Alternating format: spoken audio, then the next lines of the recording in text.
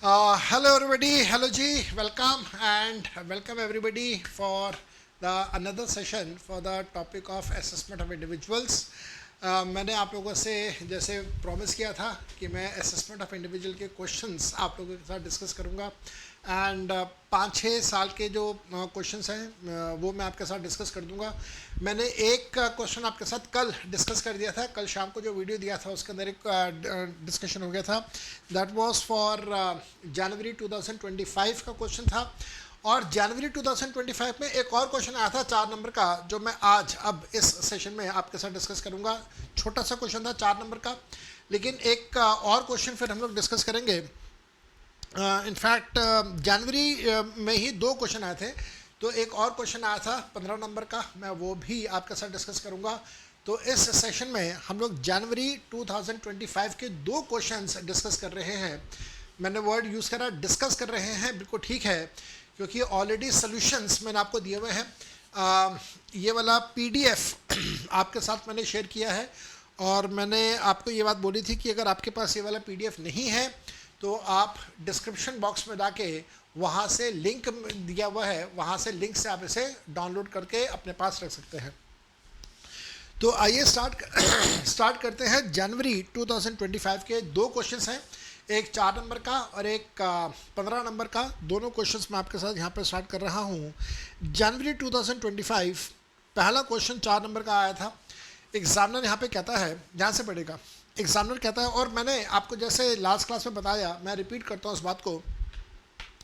आप ना हमेशा जब भी कोई क्वेश्चन सॉल्व करें, चाहे वो जीएसटी में हो या इनकम टैक्स में हो, चाहे वो असेसमेंट ऑफ इंडिविजुअल का हो या किसी और टॉपिक का हो, जब भी आप क्वेश्चन सॉल्व करें तो आप सबसे पहले उस क्वेश्चन के रिक्वायरमेंट को पढ़िएगा कि एग्जामिनर आपसे क्या चाहता है, क्या डिमांड कर रहा है. एक बार आपने रिक्वायरमेंट पढ़ लिया तो फिर उसके बाद उस क्वेश्चन को पढ़ने का जो तरीका है, नज़रिया है, वो टोटली बदल जाएगा आपका. तो मैंने आपको ये भी बताया था कि जो रिक्वायरमेंट है वो या तो क्वेश्चन के बिल्कुल स्टार्टिंग में गिवन होगा या क्वेश्चन के लास्ट में गिवन होगा, एंड में गिवन होगा. तो आइए ज़रा देखते हैं कि इस क्वेश्चन में रिक्वायरमेंट कहाँ पे गिवन है. एग्जामिनर कहता है that mister x age 83 years is a resident individual gives you the following particulars. तो भाई पहले लाइन में तो कोई रिक्वायरमेंट गिवन नहीं है. ज़रा लास्ट लाइन पढ़ते हैं. लास्ट लाइन में एग्जामिनर कहता है compute his total income and the tax liability thereon for the assessment year 25-26 considering that he has opted out of the default tax regime. तो हम सबको अच्छे से पता है कि जो हमारी न्यू टैक्स रिजीम है that is the default tax regime, और एग्जामिनर कह रहा है that he has opted out of new tax regime. That means इसका मतलब वो फॉलो कर रहा है ओल्ड टैक्स रिजीम. तो आपने इस क्वेश्चन को सॉल्व करना है by old tax regime. Requirement पता चल गई, टोटल इनकम निकालनी है, टैक्स लायबिलिटी निकालनी है, और आपने क्या यूज़ करना है, ओल्ड टैक्स रिजीम. अब ओल्ड टैक्स रिजीम में ये कहता है कि 83 ईयर्स की एज है और रेसिडेंट है. इसका मतलब जब आप टैक्स लायबिलिटी कैलकुलेट करेंगे तो आप स्लैब नंबर 3 यूज़ करेंगे, 5 लाख रुपए वाला. आइए क्वेश्चन को स्टार्ट करते हैं. एग्जामिनर यहाँ पे क्या कह रहा है. एग्जामिनर आपको कह रहा है, पहला पॉइंट, एग्जामिनर कहता है that he has received the installment from bank under reverse mortgage arrangement. मैंने बहुत ज़्यादा डिटेल में आपको रिवर्स मॉर्गेज का कंसेप्ट क्लास में बताया था. आपको ये भी बताया था कि रिवर्स मॉर्गेज का कंसेप्ट जो है ये northern American countries that is USA and Canada से आया, और इंडिया के अंदर इस कंसेप्ट को सबसे पहले कॉपी करा पंजाब नेशनल बैंक ने, और उसके बाद कॉपी करा स्टेट बैंक ऑफ इंडिया ने. सारी बातें क्लास में डिस्कस करी हुई हैं. इसे मॉर्गेज को रिवर्स मॉर्गेज क्यों कह रहे हैं, इस पर रिवर्स का मतलब क्या है, वो भी मैंने आपको बहुत डिटेल में क्लास के अंदर ऑलरेडी बताया हुआ है, दोबारा नहीं बताऊंगा मैं. साथ साथ में आपको ये भी याद है कि रिवर्स मॉर्गेज में जो पैसा मिलता है वो सारा का सारा एग्जेम्प्ट होता है, वो टैक्सेबल नहीं होता है. तो यहाँ पे 1,50,000 का रिवर्स मॉर्गेज का पैसा एग्जेम्प्ट रहेगा, टैक्सेबल नहीं होगा. उसके बाद कहता है interest on bank term deposit 2 lakh rupees. तो ये इनकम फ्रॉम अदर सोर्सेज में आएगा. और साथ में ध्यान रखिएगा क्योंकि ये सीनियर सिटीजन है, सुपर सीनियर सिटीजन है, रेसिडेंट है, तो इसको यहाँ पे OTR में 80 TTB का डिडक्शन भी मिलेगा. फिर एग्जामिनर कहता है interest on savings bank account 45,000 rupees है, तो IOS में जाएगा क्योंकि ये बैंक का सेविंग्स अकाउंट है, तो इन दोनों को मिला के 80TTB का डिडक्शन आएगा, इस बात का आपने ध्यान रखना है। पेंशन मिल रही है from the central government, pension का पैसा कौन से चैप्टर में जाता है? पेंशन का पैसा सैलरी के चैप्टर में जाता है। ओल्ड रिजीम है, इस वजह से आपने 50,000 का स्टैंडर्ड डिडक्शन यहाँ पे लेस करना है। ये आपको ग्रॉस सैलरी की एक तरह से गिवन है 4.5 लाख रुपए, 50,000 रुपये का स्टैंडर्ड डिडक्शन माइनस कीजिएगा तो आपके पास यहाँ पे 4 लाख रुपये आ जाएगा सैलरी का पैसा। 50,000 रुपये इसलिए कहा है क्योंकि आपको ओल्ड रिजीम के हिसाब से कैलकुलेशंस करनी है। एग्जामिनर कहता है short term capital gain on sale of dining table and chairs. Now the question is कि डाइनिंग टेबल्स एंड चेयर्स का जो कैपिटल गेन्स है क्या वो टैक्सेबल होगा? Answer is big no. जो भी मूवेबल पर्सनल एसेट्स होते हैं उनके ऊपर हम लोग कैपिटल गेन्स कैलकुलेट ही नहीं करते हैं, तो दिस इज नो इनकम, आपने ये इनकम ही नहीं है, टैक्सेबल करने की कोई बात ही नहीं आती है। फिर एग्जामिनर कहता है income from dairy farming on his agriculture land.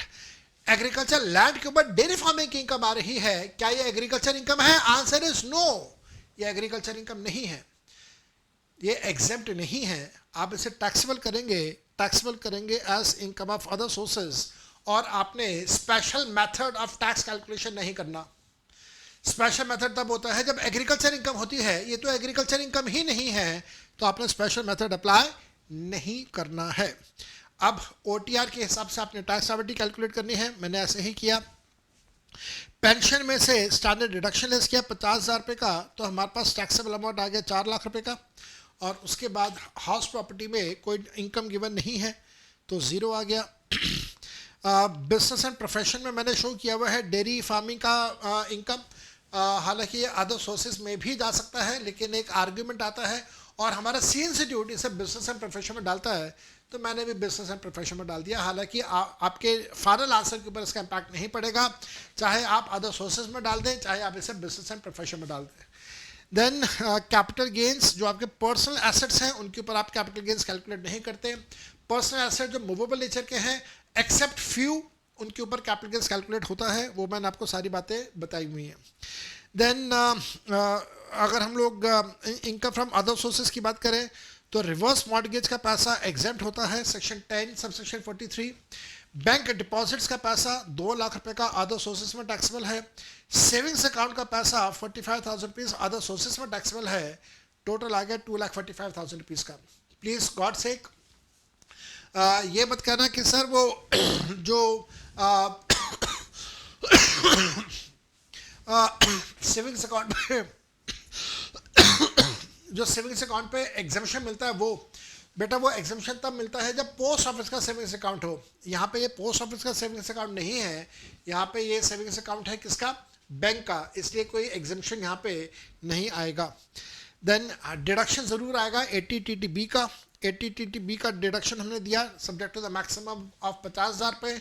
जो भी हमारे पास टोटल इनकम बची उसके ऊपर हमने स्लैब 3 के हिसाब से टैक्स लगाया। यहाँ पे ध्यान रखिएगा इनकम 5 लाख रुपए से ज़्यादा है। बी केयरफुल, मैंने बिल्कुल ठीक कहा 5 लाख। अगर न्यू रिजीम होता तो 7 लाख रुपीज़ पे हम लोग रिबेट देते हैं, लेकिन ये ओल्ड रिजीम है। ओल्ड रिजीम में 5 लाख का कंसेप्ट है, 5 लाख पे रिबेट मिलता है, लेकिन इनकम 5 लाख से ज़्यादा है, रिबेट नहीं मिलेगा। 4% का हेल्थ एजुकेशन सेस लगा के आंसर आ जाएगा 30,160।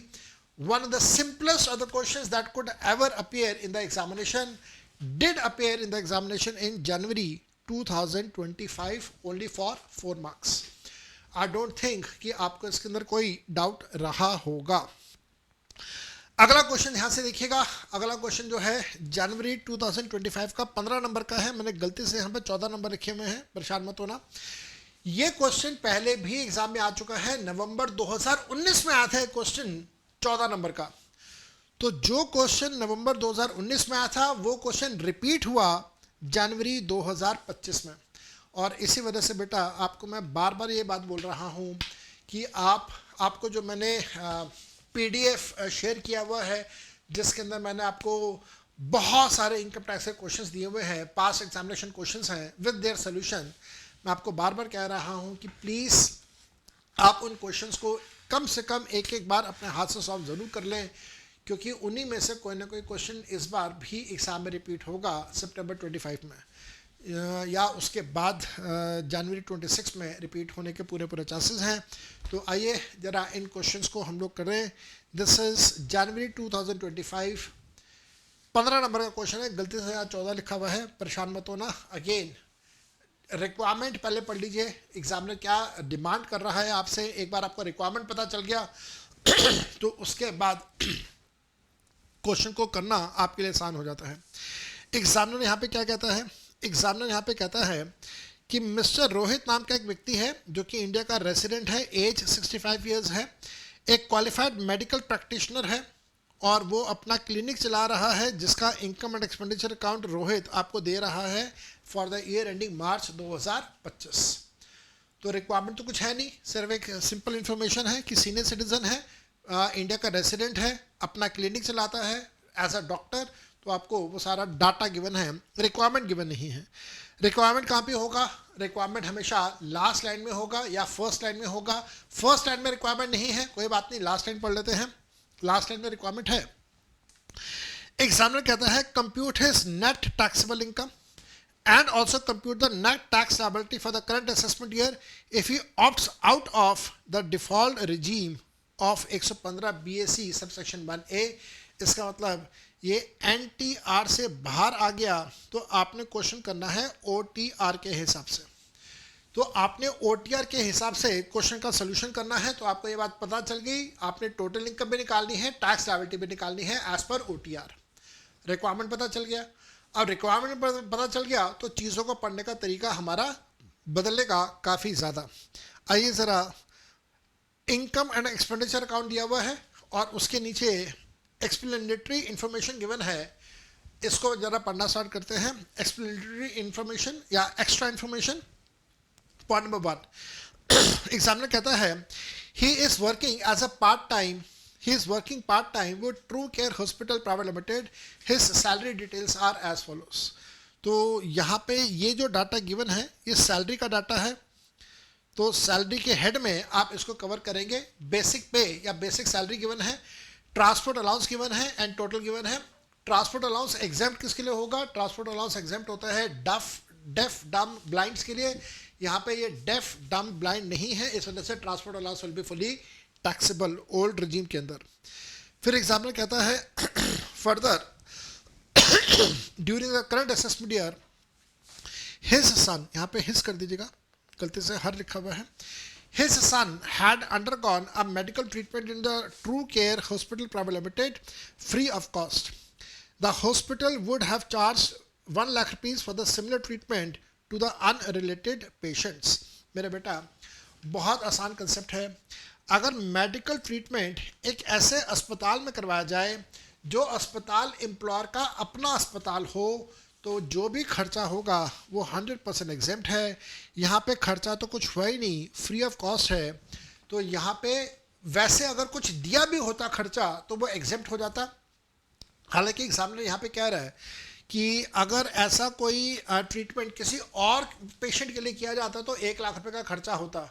तो मान लीजिए कि भाई इसके ऊपर भी 1 लाख का खर्चा हुआ, लेकिन जो भी खर्चा हुआ वो खर्चा एग्जेम्प्ट रहेगा एम्प्लॉय के लिए, आप सैलरी में ऐड नहीं करेंगे because it is the expenditure, medical expenditure done in the hospital which is owned and maintained by the employer. Point number 2 पे आते हैं। पॉइंट नंबर 2 में एग्जामिनर कहता है that she owns a residential house. Residential house है, she की जगह ही हो जाएगा यहाँ पे। He owns a residential house. The ground floor of the house, which is 50% of the portion, is self-occupied by him, while first floor, again the 50% has been rented out since October 2024. The reconstruction of the house was started on 1st of April and completed on 30th of September. Underline कीजिएगा word reconstruction। Reconstruction and renovation के लिए अगर मकान है, अगर loan लिया गया है तो मैक्सिमम 30,000 की लिमिट होती है। ये बात आपको बहुत अच्छे से पता है। The monthly rent is 10,000 rupees. Tenant also pays 3,000 rupees per month as power backup charges. He took a housing loan. ध्यान रखिएगा, कॉम्पोजिट रेंट का केस है जहाँ पे रेंट 10,000 रुपीज है, हाउस प्रॉपर्टी में चला जाएगा और साथ साथ में 3,000 रुपये का जो रेंट है पावर बैकअप के लिए, जनरेटर वगैरह के लिए, ये जाएगा under the chapter of income from other sources. फिर एग्जामिनर कहता है ही took a housing loan of 12 lakh रुपए on 1 April. Interest on housing loan for the period of April to September was 60,000 rupees and for the period of October to March was 40,000 rupees. He paid municipal taxes for the year 23-24 4,000 rupees and for the year 24-25 6,000 rupees. तो दो बातें ध्यान रखिएगा यहाँ पे. Interest का amount total कितना given है? इंटरेस्ट का अमाउंट टोटल गिवन है 1 लाख रुपए, 60 + 40. और आप इंटरेस्ट का आधा आधा करेंगे तो आपके पास लेट आउट के केस में 50,000 रुपये आ जाएगा, लेकिन सेल्फ ऑक्यूपाइड के केस में आपको 30,000 का ही डिडक्शन मिलेगा क्योंकि loan has been taken for the reconstruction of the house. इसके साथ में म्युनिसिपल टैक्सेस के बारे में कह रहा है. म्युनिसिपल टैक्सेस उसने 2 साल के पे करे हैं. इस साल पिछले साल का पैसा और इस साल का पैसा दोनों इस साल पे करे हैं, तो म्युनिसिपल टैक्सेस पेड बेसिस पे लेस होता है. ये 4,000 रुपये उसने पिछले साल पे नहीं करा था, पिछले साल डिडक्शन नहीं मिला होगा. इस साल इसने पे करा तो पूरा 10,000 रुपये का डिडक्शन आपको इस साल मिल जाएगा. इसके अलावा तो अब आप देखिएगा, पहला पॉइंट सैलरी का गिवन है, दूसरा पॉइंट हाउस प्रॉपर्टी का गिवन है. मैंने नीचे इसके वर्किंग नोट्स दिए हुए हैं, जल्दी से आपके साथ वर्किंग नोट्स में डिस्कस कर देता हूँ.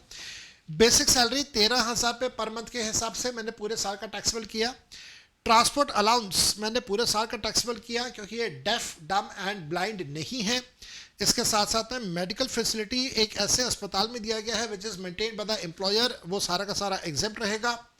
ग्रॉस सैलरी में से स्टैंडर्ड डिडक्शन 50,000 रुपये का दिया क्योंकि ये ओल्ड रिजीम फॉलो कर रहा है और टैक्सेबल सैलरी आ गई है 1,30,000 रुपीज़ की. उम्मीद करता हूँ किसी को इसमें डाउट नहीं होगा. हाउस प्रॉपर्टी की कैलकुलेशन करी है. हाउस प्रॉपर्टी में आधा सेल्फ ऑक्यूपाइड है, आधा लेट आउट है. जो लेट आउट है उसका रेंट आपको गिवन है. कितने का रेंट है भाई? रेंट गिवन है 10,000 रुपये का. और लेट आउट कब से किया है? रेंटेड है अक्टूबर से, तो अक्टूबर से लेट आउट किया. 6 महीने के लिए लेट आउट है.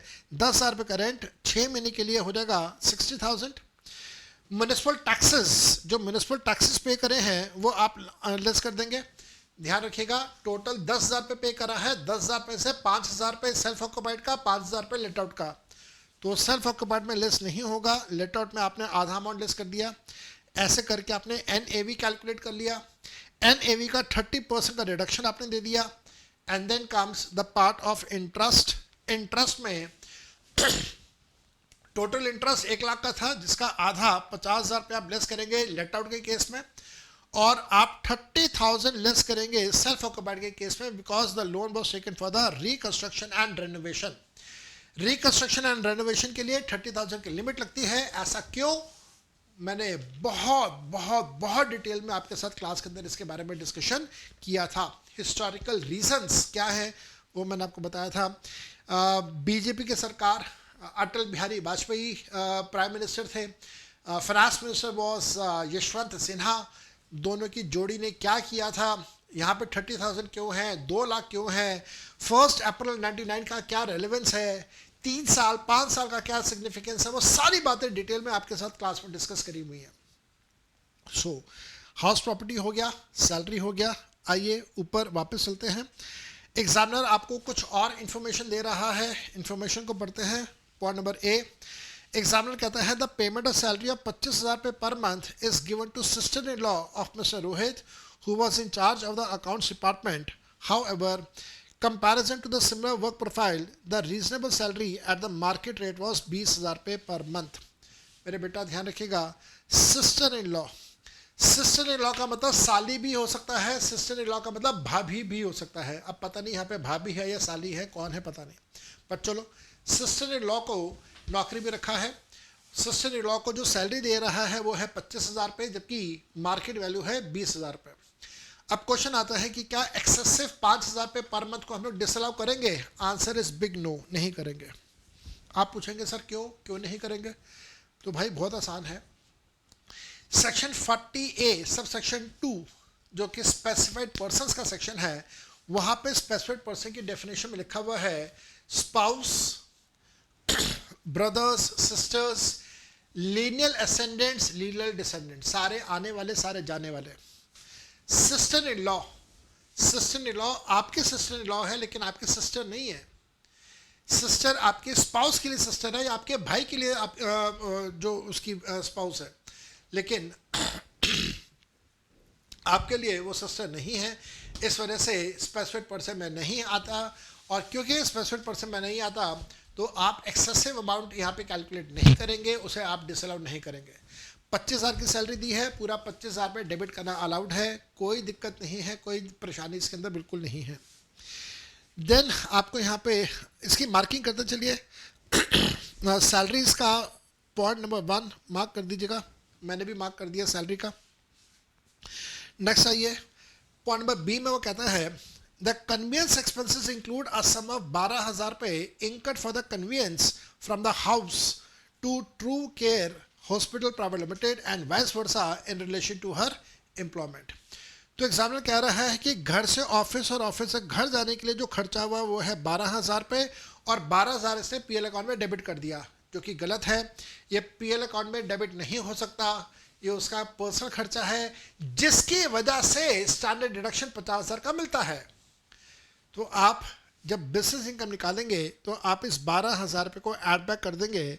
तो कन्वीनियंस अलाउंस के ऊपर, कन्वीनियंस एक्सपेंसेस के ऊपर मैंने पॉइंट नंबर 2 यहाँ पे मार्क कर दिया कि 12,000 रुपये आपने ऐड बैक करना है, लेकिन स्टाफ सैलरी का आपने 5,000 रुपये एक्सेसिव अमाउंट ऐड बैक नहीं करना है। Coming to point number C, point number C में लिखा है fuel and power expenses include a sum of 6,000 रुपये incurred for the generator fuel for providing power backup to the tenant. तो power backup to the tenant, जो भी rent आ रहा था वो रेंट, पावर बैकअप का जो रेंट है वो अदर सोर्सेज में जाएगा। तो ये 6,000 का खर्चा भी इनकम ऑफ अदर सोर्सेज में सेक्शन नंबर 57 के हिसाब से आप उसको लेस करेंगे, आप बिजनेस का खर्चा नहीं मानेंगे। तो यहाँ पे 6,000 रुपये जो इसने डेबिट किया हुआ है पावर एंड फ्यूल का, वो आप ऐड बैक कर देंगे। Moving on to the next part, examiner कहता है administrative expenses include a sum of 10,000 रुपये paid as a municipal taxes for the house. तो जो म्युनिसिपल टैक्सेस हैं वो एडमिनिस्ट्रेटिव एक्सपेंसेस के अंदर इसने शो करा हुआ है। तो पॉइंट नंबर 4 यहाँ पे लिखा, तो 10,000 रुपये को आप ऐड बैक कर दीजिएगा। देन एग्जामिनर कहता है पॉइंट नंबर 5 में that clinic equipment details are opening WDV on 1 April 1 lakh रुपये, fresh purchases made on 20 August 25,000 रुपये which was paid in cash. मेरे बेटा, अगर एसेट आपने परचेज करा है 10,000 रुपये से ज़्यादा और उसकी पेमेंट आप कर रहे हैं कैश में 10,000 रुपये से ज़्यादा, तो आप उसके ऊपर डेप्रिसिएशन क्लेम नहीं कर सकते हैं। दैट मीन्स आप इस 25,000 के ऊपर डेप्रिसिएशन क्लेम नहीं करेंगे। डेप्रिसिएशन आपको सिर्फ 1 लाख के ऊपर मिलेगा, आप 25,000 का डेप्रिसिएशन क्लेम नहीं कर सकते हैं। तो क्लिनिकल इक्विपमेंट के बारे में यहाँ पे कुछ लिखा तो नहीं हुआ? नहीं लिखा हुआ, ठीक है जी।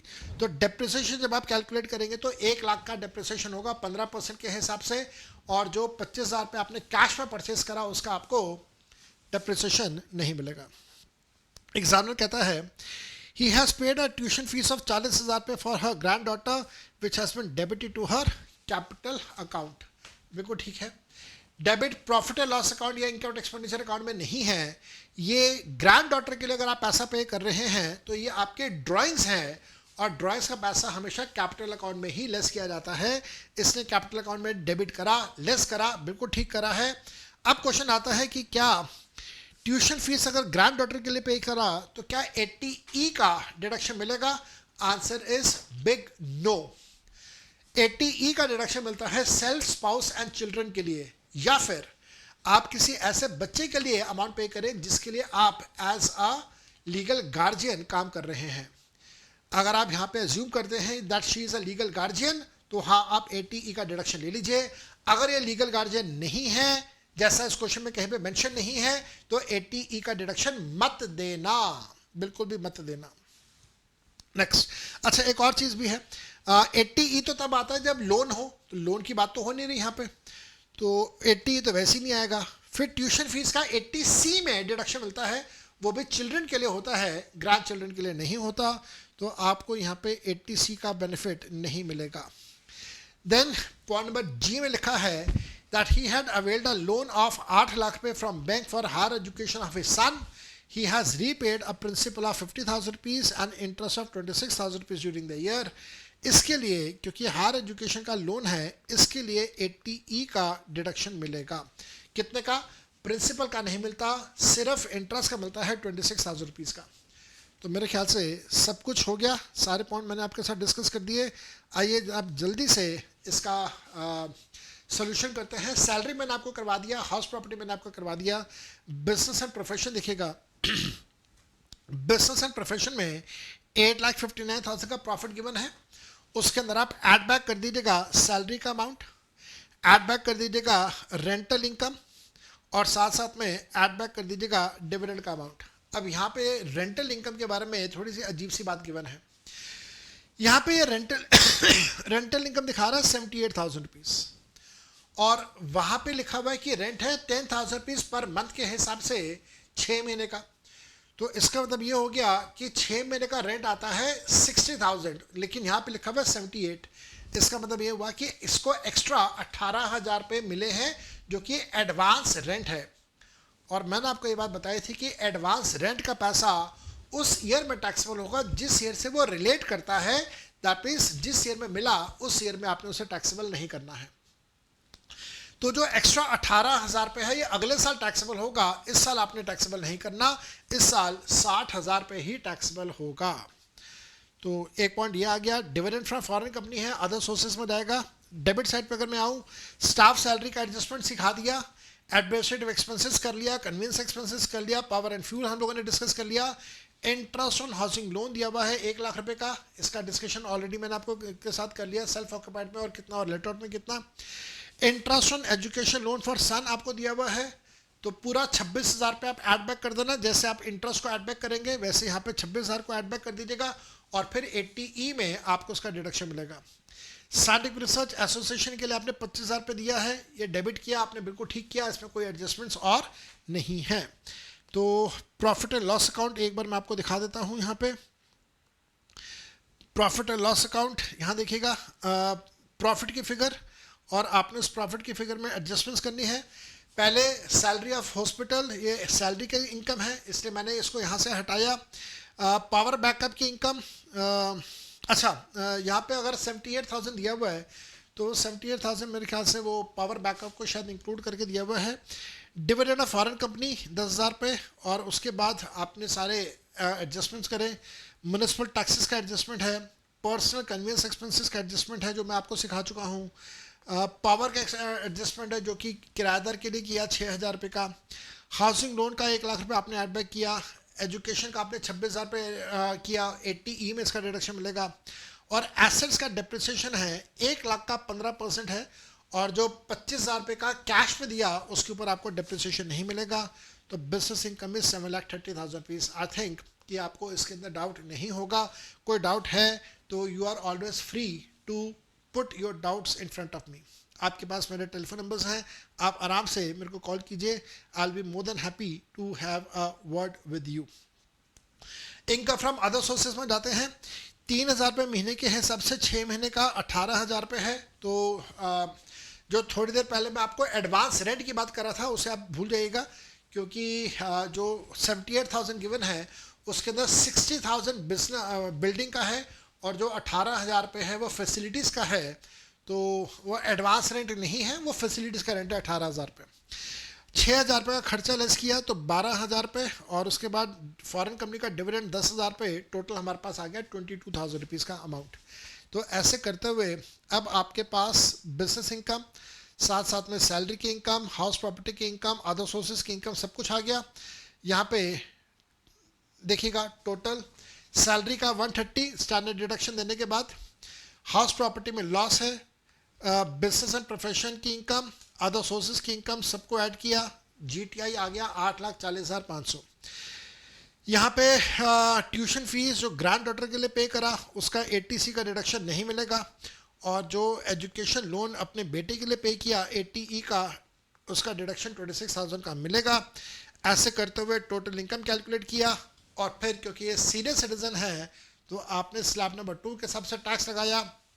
रिबेट नहीं आएगा क्योंकि इनकम 5 लाख से ज़्यादा है. एंड देन आपने उसके ऊपर 4% का हेल्थ एजुकेशन सेस लगा के टैक्स का अमाउंट कैलकुलेट किया 75,820। आई एम प्रिटी श्योर कि आपको इसके अंदर डाउट नहीं रहा होगा। डाउट है तो प्लीज़ दोनों क्वेश्चंस के अंदर अगर कोई डाउट है तो बिना किसी भी हेजिटेशन के आप मेरे को कॉल कीजिए। आप सबके पास मेरे मोबाइल नंबर है, कॉल कीजिएगा। I will be more than happy to help you out with your doubts. इस तरीके से मैंने आपको दो एग्ज़ाम के क्वेश्चंस करवा दिए। जनवरी 25 का किया, सॉरी मई 25 का किया, एंड देन जनवरी 25 के दो क्वेश्चन थे वो भी मैंने आपके साथ सॉल्व कर दिए। नेक्स्ट सेशन में मैं आपके साथ सितंबर 2024 का क्वेश्चन डिस्कस करूंगा। तब तक के लिए bye bye and enjoy yourself, best of luck. मेरे को डिस्टर्ब करते रहिएगा अपने डाउट्स के लिए। I will be more than happy. Best of luck, bye bye.